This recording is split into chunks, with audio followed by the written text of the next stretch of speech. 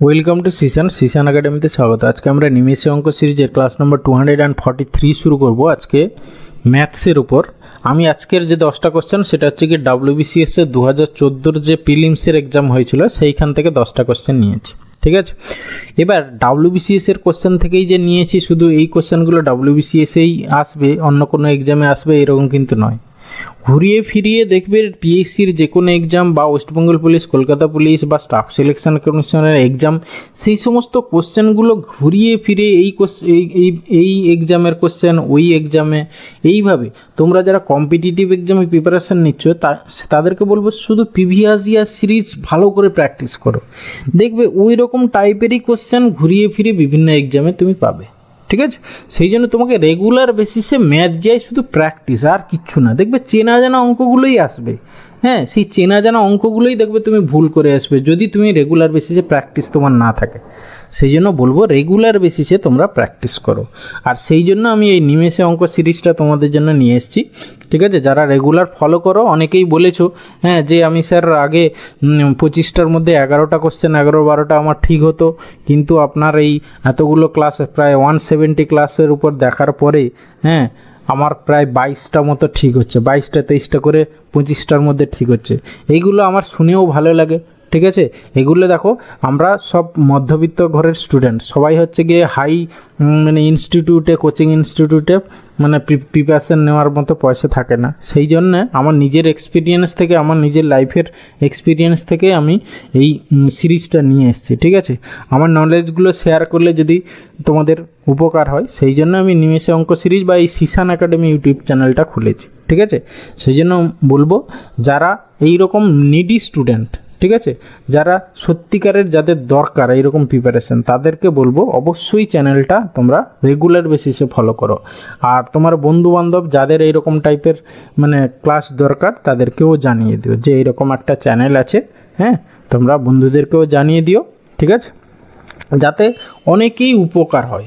এটাই হচ্ছে গিয়ে আমার উদ্দেশ্য, আর কিছু না। ওকে, অনেক কথা বললাম, চলো ফার্স্ট কোশ্চেন কী আছে দেখে নাও। দেখো কি বলেছে, 320-এর 60%-এর 2/5 মান কত। তাহলে 320, ঠিক আছে। আচ্ছা, তার আগে বলবো এই 60%-এর ফ্র্যাকশনাল ভ্যালু কত, তোমাকে এটা জেনে রাখলে অনেক তাড়াতাড়ি হয়ে যাবে, ঠিক আছে। তাহলে 320, অ্যাকচুয়ালি 20%-এর ভ্যালু হচ্ছে 1/5, 20-এর হচ্ছে 3 গুণ হচ্ছে 60, তাহলে হচ্ছে কি ইন্টু 3/5। 60% মানে হচ্ছে কি ফ্র্যাকশনাল ভ্যালু হচ্ছে কি 3/5। নাহলে তুমি 60/100 করে নিতে পারো, কাটাকাটি করলে সেই 3/5ই আসবে। ওকে, এর 2/5, এর মানে গুণ আবার সেই 2/5, ব্যাস সেটাকে সিম্পলিফাই করব। একটা 5 দিয়ে আমরা এটা কাটতে পারি, 5×6 = 30, 5×4 = 20, ঠিক আছে। তাহলে হচ্ছে গিয়ে আবার যদি দেখো এরপরে তো আবার 5-এ যাবে না, ঠিক আছে। তাহলে তুমি ইউনিট ডিজিটটা ভাবো কত হচ্ছে, 4 3 12 2 24, 4 হচ্ছে, ঠিক আছে। বাই নিচে 5 আসবে, শেষে দেখো তোমার 4 আছে, তাহলে 5 কতবার 4 আছে 5, এরপরে দেখো যেহেতু পয়েন্ট আছে তাহলে 5 আসতে 40, তাহলে লাস্টে 8 হবে, 8 মানে অপশান সি আছে, ব্যাস এটাই অ্যান্সার। ওকে, এইগুলো তোমরা যত প্র্যাকটিস করবে তত এইগুলো নিজেদের মধ্যে চলে আসবে। ওকে, সেই জন্য রেগুলার বেসিসে প্র্যাকটিস করো। এরপরে দেখো কোশ্চেন নাম্বার 2 কী বলেছে না, বলেছে রিজু আর রিভুর বয়সের পার্থক্য হচ্ছে গিয়ে 12 বছর, তাদের বয়সের অনুপাত 3:5, রিভুর বয়স হলো। দেখো এইটা তোমরা কি করবে, যে দুজনের বয়স 3x 5x ধরবে, তারপরে 3x - 5x মানে 2x = 12 বছর, তারপরে ইত্যাদি ইত্যাদি, অনেক সময় চলে যাবে। কিন্তু না, দেখো জাস্ট এখানে দুজনের রেশিও দেওয়া আছে, ঠিক আছে। একজন রিজু প্রথমটা 3 ইউনিট, আর হচ্ছে রিভুর হচ্ছে গিয়ে 5 ইউনিট। তাদের বয়সের এই 3 ইউনিট আর 5 ইউনিটের মানে পার্থক্য কত, 2 ইউনিট। সেই 2 ইউনিটেরই ভ্যালু দেওয়া আছে কত না 12 ইয়ার্স। ওকে, চাই কার বয়স না রিভুর বয়স, রিভু মানে হচ্ছে গিয়ে এই যে 5 ইউনিট, তাহলে 2 ইউনিট যদি 12 হয় তাহলে 5 ইউনিট = কত, 2 ইন্টু কত করলে 12 হচ্ছে, 2 × 6, তাহলে 5 × 6 করে দাও, মানে হচ্ছে কি 30, মানে হচ্ছে কি অপশান ডি অ্যান্সার। ওকে, এইভাবে করতে হবে, ঠিক আছে। এটা দেখো খাতা পেনে আমি করেছি, এটা মুখে মুখেই হয়ে যাবে, ঠিক আছে। সেই জন্য তোমরা রেগুলার বেসিস প্র্যাকটিস করো, বারবার বলছি, ম্যাথ আর রিজনিং আর কিছুই না, শুধু প্র্যাকটিস। এরপরে আসি কোশ্চেন নাম্বার 3, বলে যে 5টি সংখ্যার গড় হচ্ছে 50, যদি প্রতিটি সংখ্যাকে 2 দ্বারা গুণ করা হয় তবে নতুন সংখ্যার গড় কত। মনে রাখবে যদি একটা গড় দেওয়া থাকে, এখানে নতুন মানে পুরনো গড় দেওয়া ছিল 50, এবার প্রতিটা সংখ্যাকে যদি একটা সেম অপারেশন করা হয় তাহলে এভারেজটাও অ্যাকর্ডিংলি সেই একইভাবে চেঞ্জ হয়ে যাবে। তাহলে প্রতিটা সংখ্যাকে যদি 2 দিয়ে গুণ করা হয়েছে তাহলে নতুন এভারেজ কত হবে না পুরনো এভারেজটাকেও সেই 2 দিয়ে গুণ করে দাও, যা হবে সেটাই হচ্ছে কি নতুন এভারেজ, মানে হচ্ছে কি 100 হবে অ্যান্সার, মানে অপশান সি অ্যান্সার। যদি বলতো প্রতিটা সংখ্যার সঙ্গে 2 যোগ করা হলো তখন কি হতো 50 + 2 52 হয়ে যেত এভারেজ, ঠিক আছে? এইরকম ব্যাপার হয়। যদি বিয়োগ করতো 50 - 2, মানে যা বলবে প্রতিটা সংখ্যার সঙ্গে আগে যে এভারেজটা ছিল তার সঙ্গে সেই অপারেশন করে দেবে, যা অ্যান্সার হবে সেটাই হবে গিয়ে নতুন এভারেজ। ওকে, এরপরে আসছে কোশ্চেন নাম্বার 4। বলেছে একটি নৌকা স্রোতের অনুকূলে এত কিলোমিটার এবং স্রোতের প্রতিকূলে 17 কিলোমিটার/ঘন্টা বেগে দাঁড় বাইতে পারে। স্রোতের বেগ মনে রাখবে আপস্ট্রিম, হ্যাঁ না আপস্ট্রিম আর ডাউনস্ট্রিম রেট যদি দেওয়া থাকে, ডাউনস্ট্রিম রেট এখানে দেখো 35 দেওয়া আছে আর আপস্ট্রিম রেট হচ্ছে গিয়ে তোমার 17 দেওয়া আছে। যদি এই ডাউনস্ট্রিম আপস্ট্রিম রেট দেওয়া থাকে তাহলে যদি চাই যে নৌকার বেগ, ঠিক আছে, স্পিড অফ দ্য বোট কত হবে না 35 + 7 বাই 17/2, মানে দুটোর যোগ বাই 2 করে দেবে স্পিড অফ দ্য বোট মানে ইন স্টিল ওয়াটার, আর একটা হচ্ছে গিয়ে স্রোতের বেগ। স্রোতের বেগ জাস্ট এই দুটোর ডিফারেন্স বাই 2, ঠিক আছে? তাহলে এখন আমাদের স্রোতের বেগ চেয়েছিল, তাহলে 35 - 17 বাই হচ্ছে গিয়ে 2, 17 × 2 = 34 মানে 18, 18/2 মানে হচ্ছে গিয়ে 9 কিলোমিটার/আওয়ার, মানে অপশান বি অ্যান্সার। ওকে, এই বোট অ্যান্ড স্ট্রিম চ্যাপ্টারের এই একটাই কোশ্চেন, মানে এই একটা টাইপ থাকে, হ্যাঁ, ডাউনস্ট্রিম আর আপস্ট্রিম রেট দেওয়া থাকে, সেখান থেকে স্থির জলে নৌকার গতিবেগ চাইতে পারে, আর হচ্ছে গিয়ে স্রোতের গতিবেগ চাইতে পারে। এটা একটা ইম্পর্ট্যান্ট টাইপ, ঠিক আছে? আরও টাইপ আছে 2-1টা, হ্যাঁ, খুব বড় চ্যাপ্টার নয় অবশ্যই এটা। এরপরে আসছে কোশ্চেন নাম্বার 5। বলেছে যদি দুটি স্বাভাবিক সংখ্যার বর্গের পার্থক্য এত হয় তাহলে তাদের বর্গের যোগফল নির্ণয় করো, ঠিক আছে? তাহলে দুটি স্বাভাবিক সংখ্যার বর্গের পার্থক্য বলেছে 19। ধরো একটা আমরা এক্স ধরলাম আর একটা ধরো ওয়াই ধরলাম, ঠিক আছে? তাহলে x² - y² এইটা বলেছে 19 দেওয়া আছে। তোমার চেয়েছে কি না তাদের বর্গের যোগফল কত, মানে তোমার চেয়েছে x² + y² ইকুয়াল টু কত হবে, ঠিক আছে? আচ্ছা দেখো এইটাকে যদি আমরা এইভাবে লিখতে পারি x² - y² মানে কি x + y × x - y, ঠিক আছে? এবারে দুটো সংখ্যার গুণফল হচ্ছে 19, 19 তো একই প্রাইম নাম্বার, তাহলে 19কে আমরা কি লিখতে পারি 19 × 1 লিখতে পারি, এই যে দুটোর সংখ্যার গুণফল। তাহলে এখান থেকে যদি কম্পেয়ার করি x + y এর ভ্যালু হচ্ছে 19 হবে আর x - y এর ভ্যালু হচ্ছে 1 হবে, ঠিক আছে? তাহলে এখান থেকে আমরা দুটো x আর y কী কী সেটা আমরা বের করে নিতে পারবো, ঠিক আছে? একটা হচ্ছে x + y হচ্ছে গিয়ে 19 আর একটা হচ্ছে গিয়ে x - y হচ্ছে গিয়ে তোমার 1। ব্যাস দুটোকে যোগ করে দাও, 2 দিয়ে ভাগ করে দাও, তাহলে 2x = হচ্ছে 20, তাহলে x = 10 পেলাম। আর দুটোকে বিয়োগ করে দাও 18 বাই হচ্ছে গিয়ে 2 মানে হচ্ছে y হচ্ছে গিয়ে তোমার 9। দেখো দুটোর যোগফল আর গুণফল, হ্যাঁ, তাহলে আমার দেখো 10 × 10 = 100 - 9 × 9 = 81 করলে কত হচ্ছে 19 হচ্ছে, ঠিক আছে? তাহলে আমার মিলে যাচ্ছে, তাহলে দুটো সংখ্যা এইভাবে পেয়ে গেলাম। এবার দুটোর যোগফল তাহলে 10 × 10 = 100, 9 × 9 = 81, 181 হবে অ্যান্সার, মানে অপশান ডি অ্যান্সার। ওকে, এরপরে আসছি কোশ্চেন নাম্বার 6। কী বলেছে দেখো, বলেছে 42 সেন্টিমিটার ব্যাসার্ধের একটি গোলাকার তারকে একটি আয়তক্ষেত্রে পরিণত করা হলো যার বাহুর অনুপাত হচ্ছে 6:5। আয়তক্ষেত্রটি ছোট বাহুর দৈর্ঘ্য নির্ণয় করো, ঠিক আছে? আচ্ছা তার আগে আমরা গোলাকার তারটার পরিধি মানে পরিধিটা বের করে নিই, সেই পরিধিটাই হবে আয়তক্ষেত্রের পরিসীমা, ঠিক আছে? তাহলে আয়তক্ষেত্রের পরিসীমা অ্যাকচুয়ালি কী হবে 2 × দৈর্ঘ্য প্লাস প্রস্থ, মানে 6x + 5x যদি ধরি দুটো বাহু, ব্যাস এইটা ইকুয়াল টু 2πr, 2 × 22/7 ইন্টু হচ্ছে আর হচ্ছে গিয়ে তোমার 42 সেন্টিমিটার, তাহলে 42 করে দাও, ঠিক আছে? এই দুই কেটে দাও, ঠিক আছে?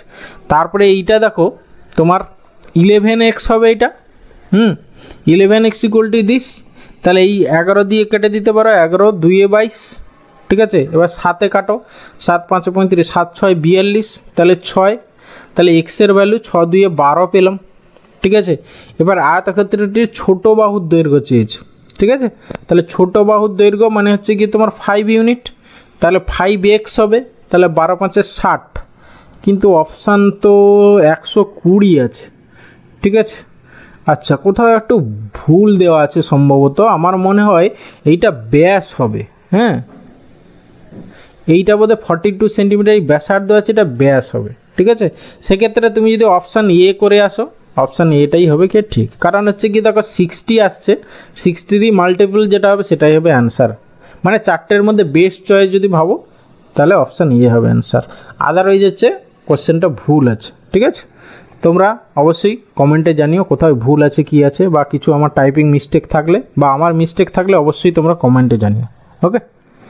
এরপরে এসে কোশ্চেন নাম্বার 7, কী বলেছে, সিমন্দিকা দুটি রেডিও 2000 টাকা দরে বিক্রি করলো, একটিতে সে 16% লাভ, অন্যটিতে 16% ক্ষতি করলে, তাহলে সামগ্রিকভাবে তার শতকরা কত লাভ বা ক্ষতি হলো। এই টাইপের কোশ্চেন যখনই থাকবে, একটাতে এত % লাভ, হ্যাঁ X% লাভ, অপরটাতে X% ক্ষতি যদি হয়, মনে রাখবে মোটের উপর X% হচ্ছে মোটের উপর X²/100% কি ক্ষতি হবে সবসময়, হ্যাঁ। তাহলে 16² হচ্ছে 256/100, মানে 2.56% হচ্ছে গিয়ে ক্ষতি, হ্যাঁ 2.56%, মানে অপশান বি হবে অ্যান্সার। এরপরে আসি কোশ্চেন নাম্বার 8, বলেছে কোনো একটি সংখ্যার 78% এবং 59%-এর মধ্যেকার পার্থক্য হচ্ছে 323, তাহলে ওই সংখ্যার 62%-এর ভ্যালু কত। আচ্ছা, তাহলে এই 78 আর 59-এর ডিফারেন্স কত, তোমার হচ্ছে গিয়ে এখানে যদি 60 হয়, 60 থেকে 78 না 18, আর এটা হচ্ছে গিয়ে 19, ঠিক আছে, একে 19, তাহলে 19%-এর ভ্যালু অ্যাকচুয়ালি কত হচ্ছে না 323, তাহলে তোমার চেয়েছে হচ্ছে 62%, 62%-এর ভ্যালু কত, তাহলে এত ইন্টু 62 বাই হচ্ছে গিয়ে 19, 19 দিয়ে কাটাকাটি করো, 19 একে 19 দিয়ে 38, 19 একে 19, তাহলে ওখানে 12 একে 13, 19 কত 7 133, এবার ইউনিট ডিজিট ভাবো, 7 2 14, 4 হবে, তাহলে অপশান এ হবে অ্যান্সার, ওকে। এরপরে আসি কোশ্চেন নাম্বার 9, কী বলেছে না, বলেছে একটি শহরের জনসংখ্যা প্রতি বছর হচ্ছে 15% বৃদ্ধি পায়, তাহলে 2009-এর শেষে জনসংখ্যা ছিল 4000, তাহলে 2011-র শেষে জনসংখ্যা কত হবে। দেখো পরে গেছে ফরওয়ার্ড, তাহলে মনে রাখবে 2009-এ কত ছিল 4000, ফরওয়ার্ড যেহেতু, তাহলে কি হবে না হচ্ছে গিয়ে মাল্টিপ্লাইং ফ্যাক্টরটা 115/100 হয়ে যাবে, ঠিক আছে, যেহেতু 2 বছর, দেখো 2009, 10, 11 দুটো 115 বাই হচ্ছে গিয়ে 100 গুণ হবে, তাহলে 100-র এটা ডাবল সিরিজ বা মাল্টিপ্লাইং ফ্যাক্টর হচ্ছে 115/100, সেটা কবার গুণ হবে, 2 বছর যেহেতু দুবার গুণ হবে, ব্যাস এটাকে সিম্পলিফাই করে যা হবে সেটাই অ্যান্সার, ওকে। আচ্ছা, এইখান থেকে দেখো কাটাকাটি করে গুণ করতে অনেক সময় চলে যাবে, এটাকে তোমরা ডিজিটাল সাম মেথডও অ্যাপ্লাই করতে পারো। দেখো ডিজিটাল সাম মেথড এখানে হচ্ছে না, এটা হচ্ছে গিয়ে তোমার ডিজিটাল সাম 4, এটা হচ্ছে গিয়ে 5 একে 6 একে 7, এটা হচ্ছে গিয়ে 7, আর এটা হচ্ছে গিয়ে 7, 7 7 49, মানে হচ্ছে গিয়ে আবার তোমার 4 আর 9 হচ্ছে গিয়ে 4, 4 4 16, 6 একে 7, মানে ডিজিটাল সাম হচ্ছে গিয়ে অ্যাকচুয়ালি 7, যে অপশানটা ডিজিটাল সাম 7 সেটাই হবে তোমার অ্যান্সার। দেখো এইটা 9 গেল, 5 3 8, এইটা হবে না। তারপর এটা হচ্ছে গিয়ে তোমার 8 4 12 7 2, 8 4 12 7 2 9 19, মানে হচ্ছে এটা 1, এটাও হবে না। এটা হচ্ছে গিয়ে তোমার 9 গেল, 5 2 7, এইটা দেখো ডিজিটাল সাম 7 আছে, হ্যাঁ। আর এইখানে দেখো 8 2 10 6 16 6 5 11, এটাও ডিজিটাল সাম তোমার 7 আসছে না, তাহলে অপশান সি হবে অ্যান্সার, ওকে। আদারওয়াইজ তোমরা সিম্পলিফাই করে দেখে নিতে পারো যে অপশান সি হবে অ্যান্সার, ওকে। মানে বড় বড় গুণের ক্ষেত্রে আমরা ডিজিটাল সাম মেথডটা অ্যাপ্লাই করব।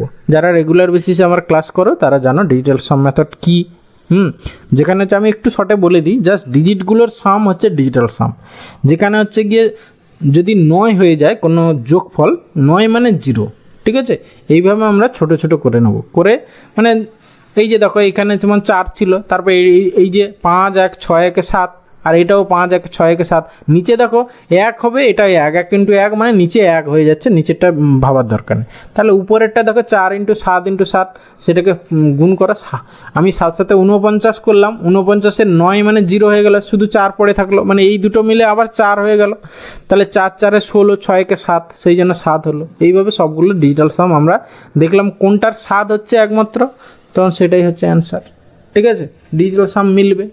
আদারওয়াইজ আর একটা ব্যাপার ভাবতে পারো, যদি দুটো ডিজিটাল সাম 7 হয়ে যায় তখন কিন্তু তোমাকে বেসিক ওয়েতে গুণ করতেই হবে, বা ইউনিট ডিজিট দেখতে হবে তখন, হ্যাঁ, বা হচ্ছে গিয়ে তোমার অ্যাপ্রক্সিমেশন মেথড অ্যাপ্লাই করতে হবে। ওকে, এরপরে আসছি question number 10 and final question. কী বলেছে না, যদি এত ঘনমিটার লোহা থেকে 14 মিটার দৈর্ঘ্য এবং 4 সেন্টিমিটার ব্যাস বিশিষ্ট কতগুলি দণ্ড পাওয়া যাবে। ঠিক আছে, দেখো তোমার আমি ধরে নিলাম n সংখ্যক, ঠিক আছে, মানে টোটাল এই যে আয়তনটা, ঠিক আছে, এইটা ভলিউম, এখান থেকে হচ্ছে গিয়ে প্রতিটার ভলিউম দিয়ে ভাগ করে দেবো, তাহলে কতগুলো পাবো সেটাই পেয়ে যাব। ঠিক আছে, তাহলে এই ঘনমিটারকে আমরা যদি আচ্ছা আমরা এই ঘনমিটারই থাক 0.88, ঠিক আছে, তাহলে একে তুমি 1000 গুণ করে দিতে পারো। না দরকার নেই, দেখো এইটা মিটার আছে, শুধু এইটা সেন্টিমিটার আছে, এই সেন্টিমিটারটাকে আমরা মিটারে করে নেব, করে সব মিটারে হয়ে যাবে, তারপর ভাগ করতে আমাদের কোনো প্রবলেম নেই। ঠিক আছে, এটা হচ্ছে গিয়ে হচ্ছে বড় লোহার হচ্ছে কি এত মিটার লোহা থেকে, আচ্ছা এটা লোহা আয়তন টোটাল, প্রথমে লোহা, এবার প্রতিটার আয়তন কত হচ্ছে সেটা বের করি। বলেছে এত বিশিষ্ট কি দণ্ড, বলেছে দণ্ড মানে হচ্ছে কি πr² এইচ হবে তার ভলিউম। ঠিক আছে, তাহলে ব্যাসটা দেখো তোমার 4 সেন্টিমিটার বলেছে, ব্যাসার্ধ তাহলে 2 সেন্টিমিটার, সেন্টিমিটারকে তুমি প্রথমে মিটার করে নাও, তাহলে 2 সেন্টিমিটার মানে হচ্ছে গিয়ে তোমার 100 দিয়ে ভাগ করো, তাহলে 0.02 হচ্ছে গিয়ে এত মিটার, এইটা হলে হয়ে গেল। এবার হচ্ছে গিয়ে তোমার πr² এইচ ফর্মুলা, পাই মানে হচ্ছে গিয়ে 22/7 ইন্টু r² মানে হচ্ছে 0.02 ইন্টু 0.02 ইন্টু এইচ মানে হচ্ছে যে 14 মিটার, তাহলে এইখানে হচ্ছে গিয়ে 14। এবার সিম্পলিফাই করো, এই পয়েন্টটা আমরা তুলে দিলাম, এইখান থেকে একটা পয়েন্ট তুলে দিলাম, হলো। তারপরে দেখো 22 হচ্ছে গিয়ে 4×88, ঠিক আছে, এই 2 দিয়ে তুমি 2 কেটে দাও, আবার এই 2 দিয়ে তুমি এটাকে 0.01 করে নাও, তারপর 7 2 14, ঠিক আছে, তাহলে হচ্ছে গিয়ে তোমার কত হচ্ছে, তাহলে উপরে হচ্ছে গিয়ে তো এই পয়েন্ট তোলার জন্য উপরে 100 হয়ে যাবে, তাহলে 100 বাই নিচে 2 মানে হচ্ছে গিয়ে 50টা, মানে option B answer. Okay, thank you ভিডিওটা শেষ পর্যন্ত দেখার জন্য। আশা করি ভালো লাগলে তাহলে অবশ্যই একটা লাইক করো, বন্ধুদের সঙ্গে শেয়ার করো, আর চ্যানেলে নতুন হলে অবশ্যই সাবস্ক্রাইব করো। ওকে, ভালো থাকবে, বাই।